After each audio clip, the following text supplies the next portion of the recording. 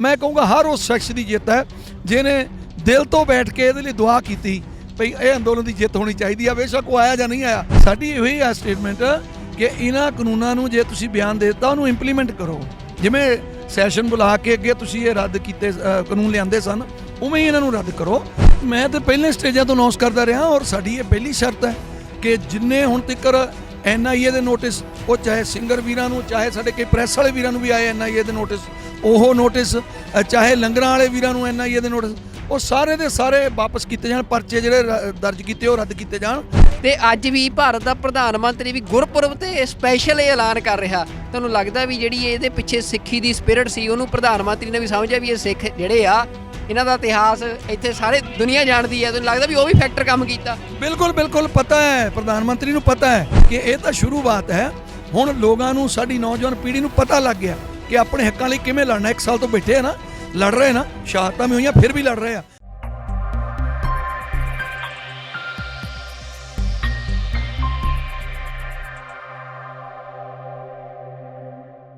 ਵਾਹਿਗੁਰੂ ਜੀ ਕਾ ਖਾਲਸਾ, ਵਾਹਿਗੁਰੂ ਜੀ ਕੀ ਫਤਿਹ। ਸਿੰਘੂ ਬਾਰਡਰ ਤੇ ਅਸੀਂ ਮੌਜੂਦ ਹਾਂ। ਮੇਰੇ ਨਾਲ ਨੇ ਕਿਸਾਨ ਆਗੂ ਮਨਜੀਤ ਸਿੰਘ ਰਾਏ, ਜੋ ਦੁਆਬਾ ਕਿਸਾਨ ਯੂਨੀਅਨ ਤੋਂ ਆਉਂਦੇ ਨੇ ਤੇ ਇਹਨਾਂ ਦਾ ਕਿਸਾਨ ਸੰਘਰਸ਼ ਦੇ ਵਿੱਚ ਵੱਡੀ ਸ਼ਮੂਲੀਅਤ ਰਹੀ ਆ, ਵੱਡਾ ਯੋਗਦਾਨ ਰਿਹਾ। ਤੁਸੀਂ ਆਮ ਇਹਨਾਂ ਦੀਆਂ ਗੱਲਾਂ TV ਉੱਤੇ ਇੰਟਰਵਿਊਜ਼ ਦੇ ਵਿੱਚ ਸੁਣਦੇ ਰਹੇ ਹੋ। ਮਨਜੀਤ ਸਿੰਘ ਰਾਏ ਜੀ, ਅੱਜ ਇੱਕ ਵੱਡਾ ਫੈਸਲਾ ਹੋਇਆ, ਕਿਸਾਨਾਂ ਦੀ ਜਿੱਤ ਹੋਈ ਆ, ਕੀ ਮਹਿਸੂਸ ਕਰ ਰਹੇ ਹੋ? ਦੇਖੋ, ਇਹ ਮੈਂ ਸਮਝਦਾ ਵੀ ਇਹ ਲੋਕ ਸ਼ਕਤੀ ਦੀ ਜਿੱਤ ਹੈ, ਜਨ ਸ਼ਕਤੀ ਦੀ ਜਿੱਤ ਹੈ ਔਰ ਇਹ ਦੇਸ਼ ਦੇ ਵਿੱਚ ਇਨਸਾਨੀਅਤ ਦੀ ਜਿੱਤ ਹੈ। ਕਿਉਂਕਿ ਇਹਦੇ ਵਿੱਚ ਹਰ ਵਰਗ, ਇਹ 'ਚ ਨੌਜਵਾਨ, ਕਿਸਾਨ, ਹਰ ਵਰਗ ਇਹਦੇ ਵਿੱਚ ਪੂਰੇ ਜੋਸ਼ੋ ਖਰੋਸ਼ ਦੇ ਨਾਲ ਇਹਦੇ ਵਿੱਚ ਸ਼ਾਮਲ ਸੀ ਔਰ ਇਹਦੇ ਵਿੱਚ ਸਾਡੇ NRI ਵੀਰਾਂ ਨੇ ਬਾਹਰੋਂ ਵੱਡਾ ਯੋਗਦਾਨ ਪਾਇਆ। ਮੈਂ ਕਹੂੰਗਾ ਹਰ ਉਸ ਸ਼ਖਸ ਦੀ ਜਿੱਤ ਹੈ ਜਿਹਨੇ ਦਿਲ ਤੋਂ ਬੈਠ ਕੇ ਇਹਦੇ ਲਈ ਦੁਆ ਕੀਤੀ ਭਈ ਇਹ ਅੰਦੋਲਨ ਦੀ ਜਿੱਤ ਹੋਣੀ ਚਾਹੀਦੀ ਹੈ। ਬੇਸ਼ੱਕ ਉਹ ਆਇਆ ਜਾਂ ਨਹੀਂ ਆਇਆ, ਉਹ ਹਰ ਇੱਕ ਸ਼ਖਸ ਦੀ ਜਿੱਤ ਹੈ। ਨਰਿੰਦਰ ਮੋਦੀ ਨੇ ਕਹਿਤਾ ਕਿ ਅਸੀਂ ਕਾਨੂੰਨ ਨੂੰ ਰਿਪੀਲ ਕਰ ਰਹੇ ਹਾਂ ਪਾਰਲੀਮੈਂਟ ਦੇ ਵਿੱਚ, ਪਰ ਤੁਸੀਂ ਕਿੱਥੇ ਖੜੇ ਹੋ? ਕੋਈ ਤੁਹਾਡਾ ਕੀ ਸਟੇਟਮੈਂਟ ਹੈ ਕਿਸਾਨ ਆਗੂਆਂ ਦੀ? ਸਾਡੀ ਇਹੀ ਹੈ ਸਟੇਟਮੈਂਟ ਕਿ ਇਹਨਾਂ ਕਾਨੂੰਨਾਂ ਨੂੰ ਜੇ ਤੁਸੀਂ ਬਿਆਨ ਦੇ ਦਿੱਤਾ ਉਹਨੂੰ ਇੰਪਲੀਮੈਂਟ ਕਰੋ। ਜਿਵੇਂ ਸੈਸ਼ਨ ਬੁਲਾ ਕੇ ਅੱਗੇ ਤੁਸੀਂ ਇਹ ਰੱਦ ਕੀਤੇ ਕਾਨੂੰਨ ਲਿਆਂਦੇ ਸਨ, ਉਵੇਂ ਹੀ ਇਹਨਾਂ ਨੂੰ ਰੱਦ ਕਰੋ। ਸੈਸ਼ਨ ਬੁਲਾਓ, ਲੋਕ ਸਭਾ ਦੇ ਵਿੱਚ ਇਹਨਾਂ ਨੂੰ ਰੱਦ ਕਰੋ। ਸੈਕਿੰਡ, ਇਸ ਤੋਂ ਇਲਾਵਾ MSP ਤੇ ਜਿਹੜਾ ਕਾਨੂੰਨ ਬਣਾਉਣਾ ਹੈ, ਉਹ ਤੁਸੀਂ ਕਿਹਾ ਕਮੇਟੀ ਬਣਾਉਣੀ, ਪਹਿਲਾਂ ਉੱਥੇ ਕੋਈ ਅਨਾਉਂਸਮੈਂਟ ਕਰੋ, ਫਿਰ ਤਾਂ ਕਾਨੂੰਨ ਬਣੇਗਾ, ਕ੍ਰਿਮੀਨਲ ਐਕਟ ਬਣੇਗਾ, ਫਿਰ ਉਹਦੇ ਲਈ ਕਮੇਟੀ ਬਣਾ ਦਿਓ। ਉਹ ਜੇਕਰ ਕੋਈ ਤਰੀਕਾ ਹੋਵੇ, ਪਰ ਪਹਿਲਾਂ ਉਹਦੇ ਲਈ ਅਨਾਉਂਸਮੈਂਟ ਤਾਂ ਕੋਈ ਹੋਵੇ ਕਿ ਤੁਸੀਂ ਉਹ 'ਤੇ ਕਾਨੂੰਨ ਬਣਾ ਜਾ ਰਹੇ ਹੋ ਕਿ ਨਹੀਂ। ਉਹ ਕੇਵਲ ਕਮੇਟੀ ਬਣਾ ਦੇਵਾਂਗੇ, ਇਹਦੇ ਨਾਲ ਗੱਲ ਨਹੀਂ ਮੁੱਕਣੀ, ਇਹ ਤੇ ਕਾਨੂੰਨ ਬਣਾਉਣਾ ਪੈਣਾ। ਤੇ ਕਮੇਟੀ ਬਾਰੇ ਜਿਹੜੀ ਉਹਨਾਂ ਨੇ ਗੱਲ ਕੀਤੀ ਆ, ਕਿਸਾਨ ਸੰਯੁਕਤ ਕਿਸਾਨ ਮੋਰਚਾ ਇੱਕ ਸਮੁੱਚਤਾ 'ਚ ਸ਼ਾਮਲ ਹੋਊਗਾ ਜਾਂ ਸਾਰੀਆਂ ਜਥੇਬੰਦੀਆਂ ਇੰਡੀਵਿਜੂਅਲ ਤੌਰ 'ਤੇ ਉਹਦੇ 'ਚ ਸ਼ਾਮਲ ਹੋਣਗੀਆਂ? ਕੀ ਉਹਦੇ ਬਾਰੇ ਕੀ ਸੋਚਦੇ ਹੋ? ਨਹੀਂ, ਦੇਖੋ, ਇਹ ਤਾਂ ਸੰਯੁਕਤ ਮੋਰਚੇ ਨੇ ਫੈਸਲਾ ਲੈਣਾ। ਸੰਯੁਕਤ ਮੋਰਚੇ ਦੀ ਮੀਟਿੰਗ ਹੋਏਗੀ, ਉਹਦੇ ਵਿੱਚ ਹੀ ਫੈਸਲਾ ਆਏਗਾ ਕਿ ਆਪਾਂ ਇਹ ਕਮੇਟੀ ਬਣਾਉਣੀ ਵੀ ਹੈ ਕਿ ਨਹੀਂ ਬਣਾਉਣੀ। ਹਜੇ ਕਦੋਂ ਮੀਟਿੰਗ? ਨਰਿੰਦਰ ਮੋਦੀ ਜੀ ਦਾ ਬਿਆਨ ਹੈ, ਸੰਯੁਕਤ ਮੋਰਚੇ ਦਾ ਕੋਈ ਬਿਆਨ ਨਹੀਂ ਇੱਥੇ। ਹਜੇ ਇਹ ਤੇ ਅਸੀਂ 32 ਪਹਿਲਾਂ ਮੀਟਿੰਗ ਕਰਾਂਗੇ, ਫਿਰ SKM ਪੂਰਾ ਮੀਟਿੰਗ ਕਰੇਗਾ, ਪੂਰੇ ਦੇਸ਼ ਭਰ ਦੇ ਕਿਸਾਨ ਇਕੱਠੇ ਹੋ ਕੇ ਇਹ 'ਤੇ ਫੈਸਲਾ ਲੈਣਗੇ ਕਮੇਟੀ ਬਣਾਉਣੀ ਨਹੀਂ ਬਣਾਉਣੀ। ਤੇ ਇਸ ਸੰਘਰਸ਼ ਦੇ ਵਿੱਚ ਵਿਦੇਸ਼ਾਂ ਦੇ ਵਿੱਚ ਨੌਜਵਾਨਾਂ ਨੇ, ਵਿਦਿਆਰਥੀਆਂ ਨੇ, ਡਾਇਸਪੋਰਾ ਸਿੱਖਾਂ ਨੇ ਇੱਕ ਬਹੁਤ ਵੱਡਾ ਰੋਲ ਨਿਭਾਇਆ। ਦੁਨੀਆ ਦੇ ਬੜੇ ਵੱਡੇ ਸ਼ਹਿਰਾਂ 'ਚ ਵੱਡੇ ਪ੍ਰੋਟੈਸਟ ਹੋਏ, ਆਰਗੇਨਾਈਜ਼ ਕੀਤੇ ਗਏ। ਉਹਨਾਂ 'ਚੋਂ ਬੜਿਆਂ ਨੂੰ ਬਲੈਕ ਲਿਸਟ ਕਰਤਾ, ਬੜਿਆਂ ਦੇ ਨਾਂ ਇਹ ਪਾਏ ਜਾ ਰਹੇ ਆ ਕਿ ਉਹਨਾਂ ਨੂੰ ਨਹੀਂ ਇੱਥੇ ਆਪਣੇ ਪਰਿਵਾਰਾਂ ਕੋਲ ਆਉਣ ਦਿੱਤਾ ਜਾਊਗਾ। ਇਹਦੇ ਬਾਰੇ ਸੰਯੁਕਤ ਕਿਸਾਨ ਮੋਰਚਾ ਕੋਈ ਸ਼ਰਤ ਰੱਖੂਗਾ ਸਮਝੌਤੇ ਤੋਂ ਪਹਿਲਾਂ ਜਾਂ ਇੱਥੋਂ ਮੋਰਚਾ ਚੁੱਕਣ ਤੋਂ ਪਹਿਲਾਂ? ਮੈਂ ਤਾਂ ਪਹਿਲੇ ਸਟੇਜਾਂ ਤੋਂ ਅਨਾਉਂਸ ਕਰਦਾ ਰਿਹਾ ਔਰ ਸਾਡੀ ਇਹ ਪਹਿਲੀ ਸ਼ਰਤ ਹੈ ਕਿ ਜਿੰਨੇ ਹੁਣ ਤੱਕ NIA ਦੇ ਨੋਟਿਸ, ਉਹ ਚਾਹੇ ਸਿੰਗਰ ਵੀਰਾਂ ਨੂੰ, ਚਾਹੇ ਸਾਡੇ ਕਈ ਪ੍ਰੈਸ ਵਾਲੇ ਵੀਰਾਂ ਨੂੰ ਵੀ ਆਏ NIA ਦੇ ਨੋਟਿਸ, ਉਹ ਨੋਟਿਸ ਚਾਹੇ ਲੰਗਰਾਂ ਵਾਲੇ ਵੀਰਾਂ ਨੂੰ NIA ਦੇ ਨੋਟਿਸ, ਉਹ ਸਾਰੇ ਦੇ ਸਾਰੇ ਵਾਪਸ ਕੀਤੇ ਜਾਣ। ਪਰਚੇ ਜਿਹੜੇ ਦਰਜ ਕੀਤੇ ਉਹ ਰੱਦ ਕੀਤੇ ਜਾਣ, ਫਿਰ ਇਹ ਅੰਦੋਲਨ ਇੱਥੋਂ ਹਿੱਲੇਗਾ, ਨਹੀਂ ਤਾਂ ਇਹ ਅੰਦੋਲਨ ਇੱਥੋਂ ਨਹੀਂ ਹਿੱਲੇਗਾ। ਤੇ ਜਿਹੜਾ ਫੱਟੜ ਹੋਏ ਨੇ ਕਿਸਾਨ, ਉਹਨਾਂ ਨੂੰ ਵੀ ਜਿਵੇਂ ਪੰਜਾਬ ਸਰਕਾਰ ਨੇ ਕੰਪਨਸੇਸ਼ਨ ਦਿੱਤੀ ਆ, ਕੋਈ ਇਹ ਵੀ ਡਿਮਾਂਡ ਸੰਯੁਕਤ ਕਿਸਾਨ ਮੋਰਚਾ ਕੇਂਦਰ ਦੀ ਸਰਕਾਰ ਤੋਂ ਵੀ ਕਰੂੰਗਾ ਕਿ ਜਿਹੜੇ ਸ਼ਹੀਦ ਹੋਏ ਨੇ, ਜਿਹੜੇ ਫੱਟੜ ਹੋਏ ਨੇ, ਉਹਨਾਂ ਦੀ ਭਰਪਾਈ ਕੀਤੀ ਜਾਵੇ? ਨਹੀਂ, ਉਹ ਤਾਂ ਪਹਿਲੇ ਮੰਗ ਹੈ ਸਾਡੀ, ਜਿੰਨੇ ਸ਼ਹੀਦ ਹੋਏ ਨੇ ਉਹਨਾਂ ਦਾ ਪੂਰਾ ਬਣਦਾ ਮੁਆਵਜ਼ਾ ਦਿੱਤਾ ਜਾਵੇ। ਇਹ ਡਿਮਾਂਡ ਸਾਡੀ ਗਈ ਹੋਈ ਆਲਰੇਡੀ। ਸੋ ਅਸੀਂ ਤਾਂ ਜਿੰਨੇ ਪਰਚੇ ਦਰਜ ਹੋਏ ਨੇ, ਜਿੰਨਿਆਂ ਦੇ ਵਿੱਚ ਇਹਨਾਂ ਨੇ, ਹੁਣ ਮੈਂ ਤਾਂ ਸਾਰੀਆਂ ਸਟੇਟਾਂ 'ਚ ਕਹਿਣਾ, ਕੇਵਲ ਉਹ ਪੰਜਾਬ ਹਰਿਆਣਾ ਹੀ ਨਹੀਂ, ਪੂਰੇ ਦੇਸ਼ ਦੇ ਵਿੱਚ ਜਿੰਨੇ ਪਰਚੇ ਦਰਜ ਹੋਏ ਨੇ ਸਾਰੇ ਪਰਚੇ ਰੱਦ ਕੀਤੇ ਜਾਣ ਤਾਂ ਕਿ ਇਹ ਪੂਰੇ ਦੇਸ਼ ਦੇ ਲੋਕਾਂ ਦੀ ਲੜਾਈ ਹੈ। ਤੇ ਇੱਕ ਗੱਲ ਹੋਰ ਬੜੀ ਸਾਹਮਣੇ ਆਈ, ਵਾਰ-ਵਾਰ ਇਸ ਮੋਰਚੇ 'ਚ ਗੱਲ ਉੱਠਦੀ ਰਹੀ ਕਿ ਇਹਨੂੰ ਧਾਰਮਿਕ ਰੰਗਤ ਨਾ ਦਿੱਤੀ ਜਾਵੇ, ਜਾਂ ਇਹ ਮੋਰਚਾ ਤਾਂ ਹੀ ਸਿਰਫ ਆਰਥਿਕ ਮੋਰਚਾ ਆ, ਪਰ ਇਹਦੇ ਪਿੱਛੇ ਜਿਹੜਾ ਸਿੱਖੀ ਦਾ ਜਜ਼ਬਾ ਸੀ ਉਹ ਸਾਰੀ ਦੁਨੀਆ ਨੇ ਦੇਖਿਆ।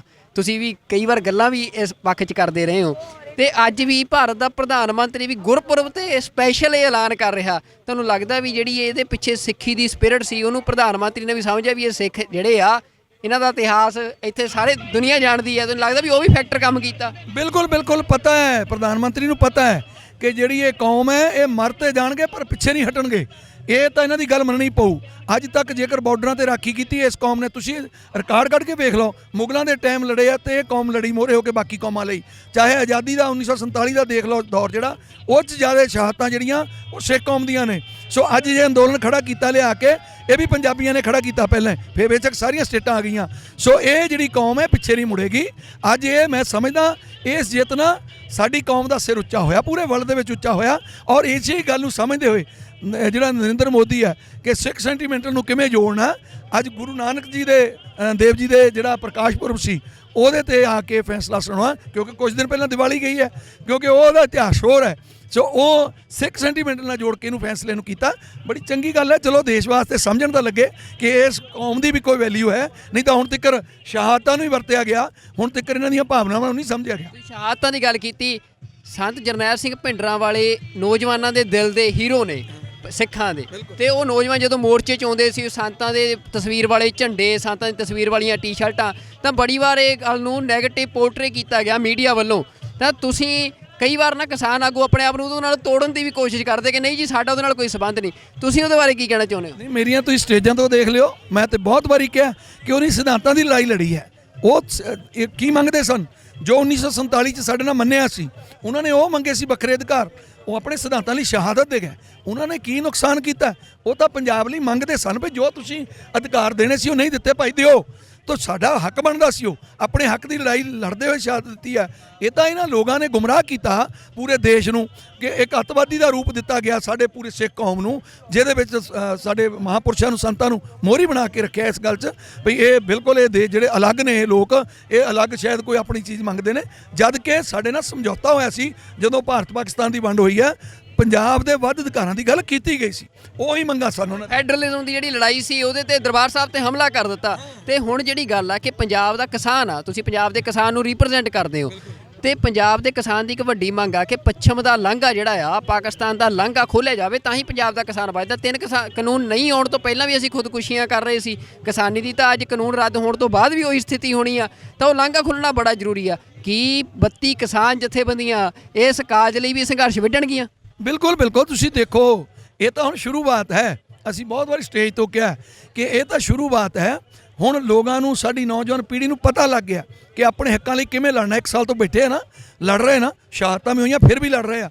ਤਾਂ ਸਾਡੇ ਲੋਕਾਂ ਨੂੰ ਹੁਣ ਜਾਗਰਤੀ, ਇਸ ਅੰਦੋਲਨ ਨੇ ਪੂਰੇ ਦੇਸ਼ 'ਚ ਜਾਗਰਤੀ ਲਿਆਂਦੀ ਹੈ। ਲੋਕਾਂ ਨੂੰ ਆਪਣੇ ਹੱਕਾਂ ਦੀ ਲੜਾਈ ਲੜਨ ਦਾ ਪਤਾ ਲੱਗਾ, ਖਾਸ ਕਰ ਪੰਜਾਬ ਤੇ ਪੰਜਾਬੀਅਤ ਜਿਹੜੀ ਹੈ ਉਹਨੂੰ ਪਤਾ ਲੱਗਾ ਕਿ ਆਪਣੇ ਹੱਕ ਕਿਵੇਂ ਲੈਣੇ ਆ। ਇਹਨਾਂ ਸਰਕਾਰਾਂ ਨੇ ਹੁਣ ਤੇ ਅਣਗੌਲਿਆਂ ਰੱਖਿਆ, ਹੁਣ ਤੱਕ ਪੰਜਾਬ ਨਾਲ ਵਿਤਕਰਾ ਕੀਤਾ, ਪਰ ਹੁਣ ਇਹਨਾਂ ਨੂੰ ਆਉਣ ਵਾਲੀਆਂ ਸਰਕਾਰਾਂ ਨੂੰ ਪਤਾ ਲੱਗ ਜਾਊ ਵੀ ਇਹਨਾਂ ਨਾਲ ਜ਼ਿਆਦਾ ਵਿਤਕਰਾ ਕਰਾਂਗੇ ਨਹੀਂ ਚੱਲੂਗਾ, ਇਹ ਲੋਕ ਮੋਹਰੇ ਆ ਕੇ ਖਲੋ ਜਾਣਗੇ। ਇਹਨਾਂ ਦੀ ਜਿਹੜੀ ਪੂਰੇ ਦੇਸ਼ ਤੇ ਮਨਸ਼ਾ ਸੀ, ਅੱਜ ਉਹ ਵੀ ਢਹਿ ਢੇਰੀ ਕਰ ਦਿੱਤੀ, ਇਸ ਕੌਮ ਨੇ ਕੀਤੀ ਹੈ। ਸੋ ਇਸ ਕੌਮ ਨੂੰ ਕਦੇ ਨਹੀਂ ਛੇੜੂਗਾ ਇਸ ਅੰਦੋਲਨ, ਵੱਡੀ ਇਹ ਅੰਦੋਲਨ ਛਾਪ ਛੱਡ ਕੇ ਜਾਊਗਾ। ਆਖਰੀ ਸਵਾਲ ਆ, ਚੋਣਾਂ ਆਉਣ ਵਾਲੀਆਂ ਨੇ 2022 ਦੀਆਂ, ਪੰਜਾਬ ਦੇ ਵਿੱਚ ਚੋਣਾਂ ਦਾ ਰੰਗ ਹੁਣ ਪੂਰਾ ਵਗਣ ਵਾਲਾ ਆ। ਸੰਯੁਕਤ ਕਿਸਾਨ ਮੋਰਚੇ ਤੋਂ ਇੱਕ ਲੋਕਾਂ ਨੂੰ ਵੱਡੀ ਆਸ ਆ, ਜਿੱਥੇ ਸਾਰੀ ਪੋਲਿਟਿਕਸ ਡਿਸਕ੍ਰੈਡਿਟ ਹੋ ਚੁੱਕੀ ਆ ਪੰਜਾਬ ਦੀ। ਕੀ ਮਨਜੀਤ ਸਿੰਘ ਰਾਏ ਇੱਕ MLA ਵਜੋਂ ਵੀ ਦੇਖੇ ਜਾਣਗੇ ਅਗਲੇ ਦਿਨਾਂ 'ਚ? ਨਹੀਂ, ਮੈਂ ਬਹੁਤ ਵਾਰ ਕਿਹਾ ਕਿ ਮੈਂ ਇਲੈਕਸ਼ਨ ਨਹੀਂ ਲੜਾਂਗਾ, ਪਰ ਮੈਂ ਇਹ ਜ਼ਰੂਰ ਕਿਹਾ ਕਿ ਜੇ ਸੰਯੁਕਤ ਮੋਰਚਾ ਕੋਈ ਫੈਸਲਾ ਲੈਂਦਾ ਹੈ ਤੇ ਜੇ ਉਹ ਕੋਈ ਕਿਸਾਨ ਲੜਨਾ ਚਾਹੁੰਦੇ ਨੇ, ਬਿਲਕੁਲ ਉਹਨਾਂ ਦੀ ਡਟ ਕੇ ਸਪੋਰਟ ਕਰਾਂਗੇ, ਨਾਲ ਖੜੇ ਹੋਵਾਂਗੇ। ਕਿਉਂ ਨਹੀਂ? ਇਹ ਕਿਤੇ ਜਿਹੜੇ ਇਹ ਰਵਾਇਤੀ ਪਾਰਟੀਆਂ ਜਿਹੜੇ ਠੱਗ ਇਕੱਠੇ ਹੋਏ ਨੇ ਅੱਗੇ, ਇਹਨਾਂ ਨੂੰ ਹੀ ਜ਼ਰੂਰੀ ਹੈ ਕਿ ਸੰਘਰਸ਼ਾਂ ਤੇ ਬਿਠਾਉਣਾ।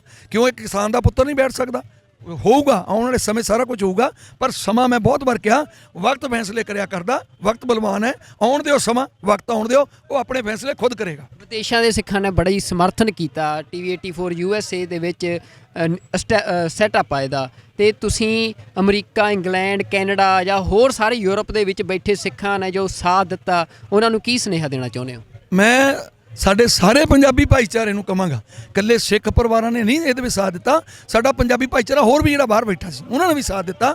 ਸੋ ਮੈਂ ਕਹਾਂਗਾ ਸਾਡੀ ਕੌਮ ਲਈ ਤਾਂ ਮਾਣ ਦੀ ਗੱਲ ਹੈ ਕਿ ਹਮੇਸ਼ਾ ਲੜਾਈ 'ਚ ਸਾਡੀ ਕੌਮ ਅੱਗੇ ਉੱਗੜ ਕੇ ਆਈ ਹੈ, ਪਰ ਸਾਰੇ ਪੰਜਾਬੀ ਭਾਈਚਾਰੇ ਨੂੰ ਜਿਹੜਾ ਬਾਹਰ ਬੈਠਾ NRI, ਉਹਨਾਂ ਦੇ ਕਦਮਾਂ 'ਚ ਸਿਰ ਝੁਕਾ ਕੇ ਉਹਨਾਂ ਨੂੰ ਸਲਾਮ ਕਰਦੇ ਹਾਂ ਕਿ ਅੱਜ ਜੇਕਰ ਇਹ ਅੰਦੋਲਨ ਖੜਾ ਹੈ, ਕੋਈ ਕਮੀ ਪੇਸ਼ੀ ਨਹੀਂ ਆਉਣ ਦਿੱਤੀ ਹੁਣ ਤੱਕ।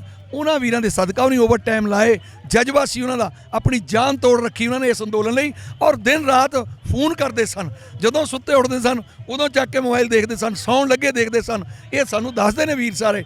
ਸੋ ਉਹਨਾਂ ਦਾ ਤਾਂ ਕਰਜ਼ਾ ਉਤਾਰ ਹੀ ਨਹੀਂ ਸਕਦੇ, ਕੋਈ ਸ਼ਬਦ ਹੀ ਨਹੀਂ ਅਸੀਂ ਉਹਨਾਂ ਦਾ ਕਿਵੇਂ ਧੰਨਵਾਦ ਕਰੀਏ। ਪਰ ਮੈਂ ਕਹਾਂਗਾ ਵਾਹਿਗੁਰੂ ਦੇਸ਼ਾਂ ਵਿਦੇਸ਼ਾਂ 'ਚ ਸਾਡੇ ਉਹਨਾਂ ਵੀਰਾਂ ਦੀ ਚੜ੍ਹਦੀ ਕਲਾ ਬਣਾ ਕੇ ਰੱਖੇ। ਬਹੁਤ ਧੰਨਵਾਦ ਤੁਹਾਡਾ ਟੀਵੀ 84 ਨਾਲ ਗੱਲਬਾਤ ਕਰਨ ਲਈ। ਪਰਮਾਤਮਾ ਇਸ ਮੋਰਚੇ ਨੂੰ ਵੀ ਚੜ੍ਹਦੀ ਕਲਾ ਰੱਖੇ ਤੇ ਇਸੇ ਤਰ੍ਹਾਂ ਹੋਰ ਵੀ ਜਿੱਤਾਂ ਕਿਸਾਨੀ ਦੇ ਪੰਜਾਬ ਦੇ ਜਿਹੜਾ ਝੋਲੀ ਦੇ ਵਿੱਚ ਪਰਮਾਤਮਾ ਪਾਉਂਦਾ ਰਹੇ। ਤੇ ਸਾਡੇ ਨਾਲ ਇਹ ਸੀ ਮਨਜੀਤ ਸਿੰਘ ਰਾਏ, ਇਹਨਾਂ ਨੇ ਗੱਲਬਾਤ ਰੱਖੀ ਆ, ਆਪਣੀ ਜੋ ਦਿਲ ਦੇ ਜਜ਼ਬਾਤ ਨੇ, ਜੋ ਖੁਸ਼ੀਆਂ ਨੇ ਉਹ ਸਾਂਝੀਆਂ ਕੀਤੀਆਂ ਨੇ। ਟੀਵੀ 84 ਦੇਖ ਰਹੇ ਸਮੂਹ ਦਰਸ਼ਕਾਂ ਦਾ ਅਸੀਂ ਧੰਨਵਾਦ ਕਰਦੇ ਹਾਂ। ਵਾਹਿਗੁਰੂ ਜੀ ਕਾ ਖਾਲਸਾ, ਵਾਹਿਗੁਰੂ ਜੀ ਕੀ ਫਤਿਹ।